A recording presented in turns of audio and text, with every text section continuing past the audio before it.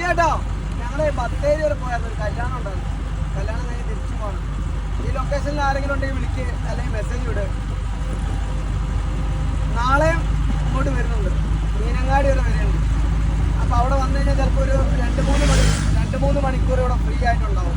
അപ്പോൾ ഈ ഭാഗത്തുള്ള ഫോളോവേഴ്സ് ഉണ്ടെങ്കിൽ നമുക്ക് എന്ത് ചെയ്യാം, അവർക്ക് 1 അവർ ക്ലാസ് നമുക്ക് എന്ത് ചെയ്യാം, ഇന്നലെ കൊടുത്തപോലെ കൊടുക്കാം. ഇന്നലെ 2 പേർക്ക് കൊടുത്തായിരുന്നു, പിന്നെ ഇടയ്ക്ക് ഫോൺ ഓഫായി പോയി.